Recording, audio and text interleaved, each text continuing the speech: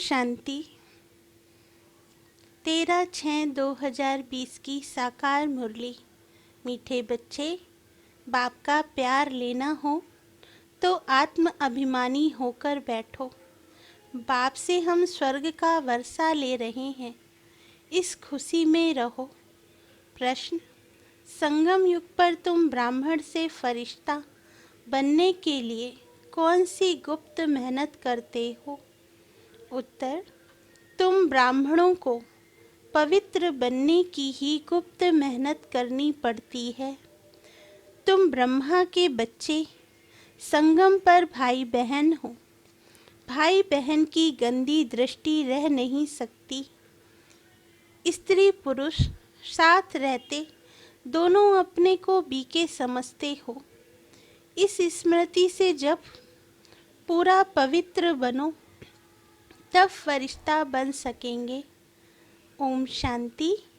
मीठे मीठे बच्चों, अपने को आत्मा समझकर यहाँ बैठना है। यह राज तुम बच्चों को भी समझाना है। आत्म अभिमानी होकर बैठेंगे तो बाप के साथ प्यार रहेगा। बाबा हमको राजयोग सिखाते हैं।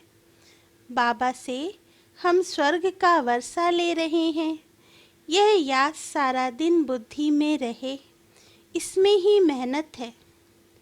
यह घड़ी घड़ी भूल जाते हैं तो खुशी का पारा डल हो जाता है। बाबा सावधान करते हैं कि बच्चे देही अभिमानी होकर बैठो। अपने को आत्मा समझो। अभी आत्माओं और परमात्मा का मेला है ना। मेला लगा था। कब लगा था? जरूर कलयुग अंत और सतयुग आदि के संगम पर ही लगा होगा। आज बच्चों को टॉपिक पर समझाते हैं। तुमको टॉपिक तो जरूर लेनी है। ऊंच ते ऊंच है भगवान, फिर नीचे आओ तो ब्रह्मा विष्णु शंकर, बाप और देवताएं। मनुष्य को यह पता नहीं है कि शिव और ब्रह्मा विष्णु शंकर का संबंध क्या है। किसको भी उन्हों की जीवन कहानी का पता नहीं है। त्रिमूर्ति का चित्र नामी ग्रामी है। यह तीनों हैं देवताएं। सिर्फ तीन का धर्म थोड़े ही होता है। धर्म तो बड़ा होता है, डीटी धर्म। यह है सूक्ष्म वतनवासी। ऊपर में है शिव बाबा, मुख्य है ब्रह्मा और विष्णु। अभी बाप समझाते हैं। तुमको टॉपिक देनी है। ब्रह्मा सो विष्णु, विष्णु सो ब्रह्मा कैसे बनते हैं। जैसे तुम कहते हो हम शूद्र सो ब्राह्मण, ब्राह्मण सो देवता, वैसे इनका भी है। पहले पहले ब्रह्मा सो विष्णु, विष्णु सो ब्रह्मा। वे तो कह देते हैं आत्मा सो परमात्मा, परमात्मा सो आत्मा। यह तो है रॉन्ग, हो भी नहीं सकता। तो इस टॉपिक पर अच्छी रीति समझाना है। कोई कहते हैं परमात्मा कृष्ण के तन में आए हैं। अगर कृष्ण में आए फिर तो ब्रह्मा का पार्ट खत्म हो जाता है। कृष्ण तो है सतयुग का पहला प्रिंस, वहाँ पतित हो कैसे सकते जिनको आकर पावन बनाए। बिल्कुल ही गलत है। यह बातें भी महारथी सर्विसेबल बच्चे ही समझते हैं। बाकी तो किसकी बुद्धि में बैठता ही नहीं। ये टॉपिक तो बहुत फर्स्ट क्लास है। ब्रह्मा सो विष्णु, विष्णु सो ब्रह्मा कैसे बनते हैं, उनकी जीवन कहानी बतलाते हैं। क्योंकि इनका कनेक्शन है, शुरू ही ऐसे करना है। ब्रह्मा सो विष्णु 1 सेकंड में, विष्णु सो ब्रह्मा बनने में 84 जन्म लगते हैं। ये बड़ी समझने की बातें हैं। अभी तुम हो ब्राह्मण कुल के। प्रजापिता ब्रह्मा का ब्राह्मण कुल कहा गया। प्रजापिता ब्रह्मा की तो नई दुनिया चाहिए ना। नई दुनिया है सतयुग, वहाँ तो प्रजापिता है नहीं। कलयुग में भी प्रजापिता हो नहीं सकता, वह है संगम युग पर। तुम अभी संगम पर हो, शूद्र से तुम ब्राह्मण बने हो। बाप ने ब्रह्मा को एडॉप्ट किया है, शिव बाबा ने इनको कैसे रचा यह कोई नहीं जानते हैं। त्रिमूर्ति में रचता शिव का चित्र ही नहीं है, तो मालूम कैसे पड़े कि ऊंच से ऊंच भगवान है, बाकी सब है उनकी रचना। यह है ब्राह्मण संप्रदाय, तो जरूर प्रजापिता चाहिए। कलयुग में तो हो ना सके, सतयुग में भी नहीं।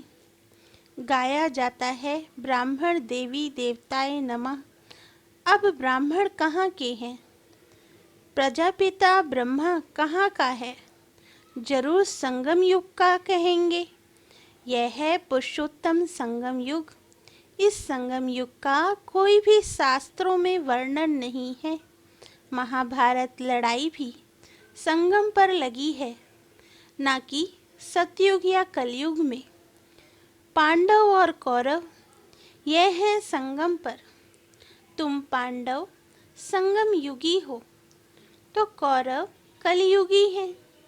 गीता में भी भगवान वाच है ना, तुम हो पांडव दैवी संप्रदाय। तुम रूहानी पंडे बनते हो, तुम्हारी है रूहानी यात्रा, जो तुम बुद्धि से करते हो। बाप कहते हैं अपने को आत्मा समझो, याद की यात्रा पर रहो। जिस्मानी यात्रा में तीर्थों आदि पर जाकर फिर लौट आते हैं, वह आधा कल्प चलती है। यह संगम युग की यात्रा एक ही बार की है। तुम जाकर मृत्यु लोक में वापस नहीं आएंगे। पवित्र बन फिर तुमको पवित्र दुनिया में आना है, इसलिए तुम अब पवित्र बन रहे हो। तुम जानते हो अभी हम ब्राह्मण संप्रदाय के हैं, फिर दैवी संप्रदाय विष्णु संप्रदाय बनते हैं। सतयुग में देवी देवताएं विष्णु संप्रदाय हैं। वहाँ चतुर्भुज की प्रतिमा रहती है, जिसमें मालूम पड़ता है यह विष्णु संप्रदाय है। यहाँ प्रतिमा है रावण की, तो रावण संप्रदाय है। तो ये टॉपिक रखने से मनुष्य वंडर खाएंगे। अब तुम देवता बनने के लिए राजयोग सीख रहे हो। ब्रह्मा मुख वंशावली ब्राह्मण, तुम शूद्र से ब्राह्मण बने हो, एडॉप्ट किए हुए हो। ब्राह्मण भी यहाँ है, फिर देवता भी यहाँ बनेंगे। डिनाइस्टी यहाँ ही होती है। डिनाइस्टी यहाँ ही होती है। डिनाइस्टी राजाई को कहा जाता है। विष्णु की डिनाइस्टी है, ब्राह्मणों की डिनाइस्टी नहीं कहेंगे। डिनाइस्टी में राजाई चलती है, एक पिछाड़ी दूसरा फिर तीसरा। अभी तुम जानते हो हम हैं ब्राह्मण कुल भूषण, फिर देवता बनते हैं। ब्राह्मण सो विष्णु कुल में, विष्णु कुल से आते हैं। क्षत्रिय चंद्रवंशी कुल में, फिर वैश्य कुल में, फिर शूद्र कुल में, फिर ब्राह्मण सो देवता बनेंगे। अर्थ कितना क्लियर है। चित्रों में क्या क्या दिखाते हैं।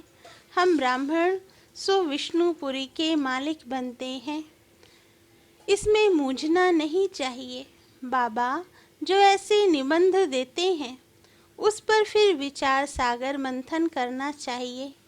किसको कैसे समझाएं?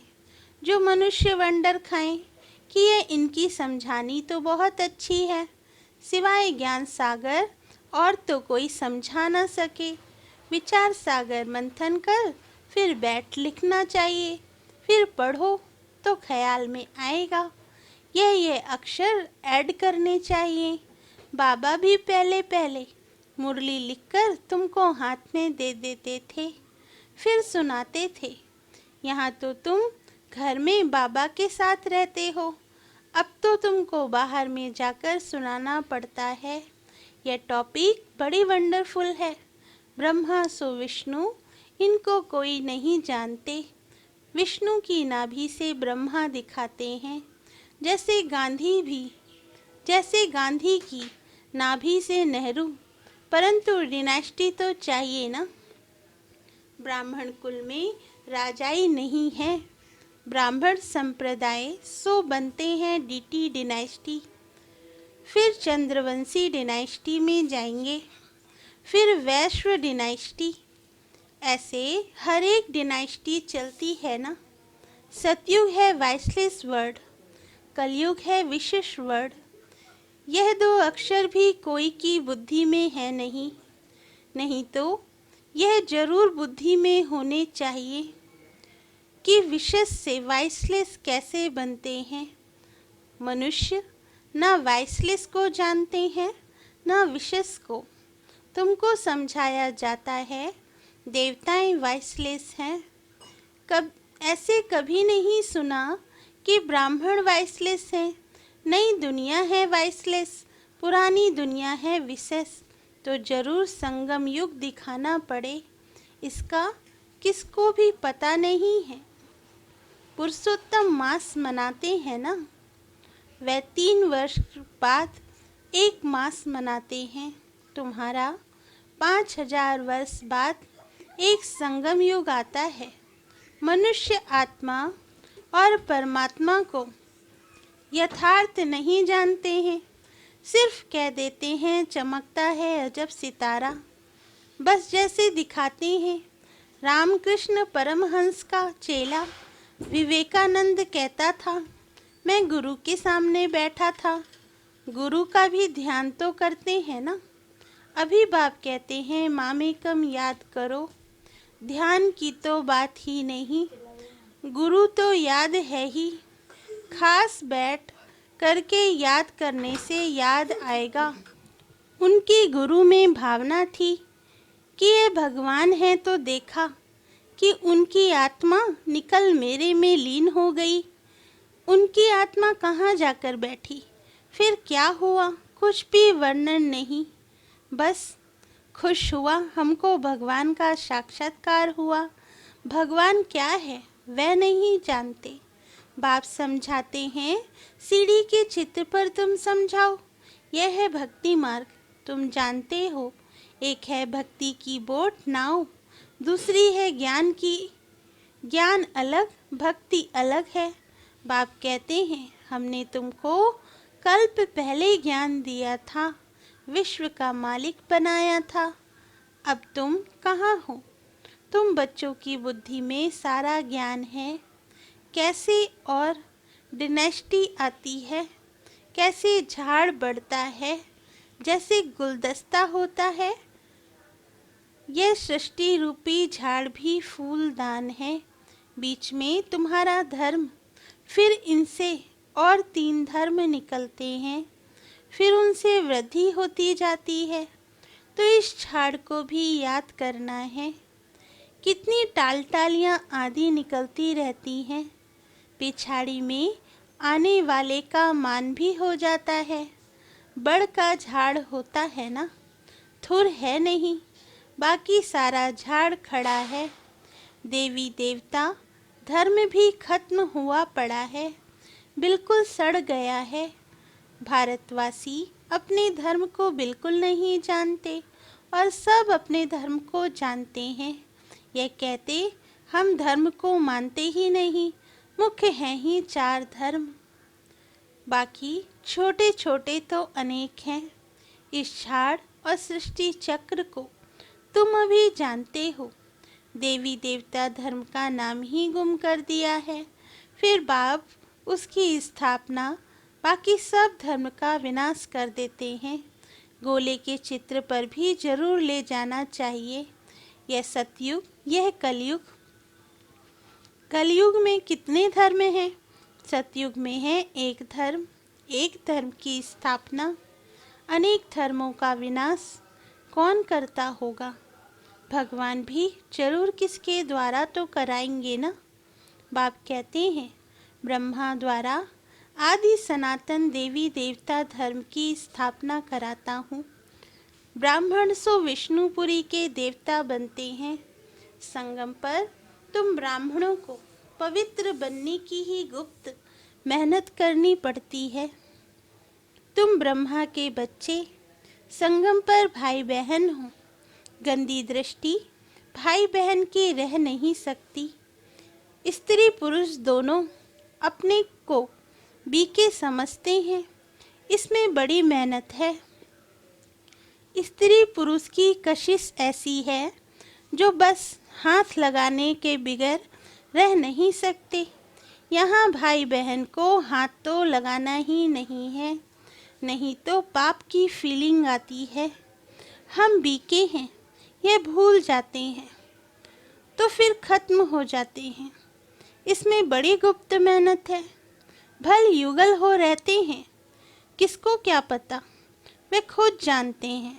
हम बीके हैं, फरिश्ते हैं, हाथ लगाना नहीं है। ऐसे करते करते सूक्ष्म वतनवासी फरिश्ते बन जाएंगे, नहीं तो फरिश्ता बन नहीं सकते। फरिश्ता बनना है तो पवित्र रहना पड़े। ऐसी जोड़ी निकले तो नंबर 1 जाए। कहते हैं दादा ने तो सब अनुभव किया, पिछाड़ी में करके सन्यास किया है। बहुत मेहनत तो उनको है जो जोड़ा बन जाते हैं। फिर उसमें ज्ञान और योग भी चाहिए। बहुतों को आप समान बनाए तब बड़ा राजा बने। सिर्फ एक बात तो नहीं है ना। बाप कहते हैं, तुम शिव बाबा को याद करो, यह है प्रजापिता। बहुत ऐसे भी हैं जो कहते हैं हमारा काम तो है शिव बाबा से, हम ब्रह्मा को याद ही क्यों करें, उनको पत्र ही क्यों लिखें। ऐसे भी हैं, तुमको याद करना है शिव बाबा को, इसलिए बाबा फोटो आदि भी नहीं देते हैं। इनमें शिव बाबा आता है, यह तो देहधारी है ना। अभी तो तुम बच्चों को बाप से वर्षा मिलता है, वह अपने को ईश्वर कहते हैं। फिर उनसे क्या मिलता है, कितना घाटा पड़ा है भारतवासियों को। एकदम भारतवासियों ने दिवाला मारा है। प्रजा से भीख मांगते रहते हैं, 10-20 वर्ष का लोन लेते हैं, फिर देना थोड़े ही है। लेने वाले देने वाले दोनों ही खत्म हो जाएंगे, खेल ही खत्म हो जाना है। अनेक मुसीबतें सिर पर हैं, दिवाला बीमारियां आदि बहुत हैं। कोई साहूकारों के पास रख देते हैं और वे दिवाला मार देते हैं, तो गरीबों को कितना दुख होता है। कदम कदम पर दुख ही दुख है। अचानक बैठे बैठे मर जाते हैं। यह है ही मृत्युलोक, अमरलोक में तुम अभी जा रहे हो। अमरपुरी के बादशाह बनते हो। अमरनाथ तुम पार्वतियों को सच्ची सच्ची अमर कथा सुना रहे हैं। तुम जानते हो अमर बाबा है, उनसे हम अमर कथा सुन रहे हैं। अब अमरलोक जाना है। इस समय तुम हो संगम युग पर। अच्छा, मीठे मीठे सिकिलदे बच्चों प्रति माता पिता बाप दादा का याद प्यार और गुड मॉर्निंग। रूहानी बाप की रूहानी बच्चों को नमस्ते। धारणा के लिए मुख्य सार। पहला पॉइंट, विचार सागर मंथन कर ब्रह्मा सो विष्णु कैसे बनते हैं, इस टॉपिक पर सुनाना है। बुद्धि को ज्ञान मंथन में बिजी रखना है। दूसरा पॉइंट, राजाई पद प्राप्त करने के लिए ज्ञान और योग के साथ साथ आप समान बनाने की सर्विस भी करनी है। अपनी दृष्टि बहुत शुद्ध बनानी है। वरदान, नाम और मान के त्याग द्वारा सर्व का प्यार प्राप्त करने वाले विश्व के भाग्य विधाता भव। वरदान का सार, जैसे बाप को नाम रूप से न्यारा कहते हैं, लेकिन सबसे अधिक नाम का गायन बाप का है। वैसे ही आप भी अल्पकाल के नाम और मान से न्यारे बनो तो सदा काल के लिए सर्व के प्यारे स्वतः बन जाएंगे। जो नाम मान के भिखारीपन का त्याग करते हैं वह विश्व के भाग्य विधाता बन जाते हैं। कर्म का फल तो स्वतः आपके सामने संपन्न स्वरूप में आएगा। इसलिए अल्पकाल की इच्छा मात्रम अविद्या बनो। कच्चा फल नहीं खाओ, उसका त्याग करो तो भाग्य आपके पीछे आएगा। स्लोगन: परमात्मा बाप के बच्चे हो तो बुद्धि रूपी पांव सदा तख्त नशीन हो। अच्छा, ओम शांति।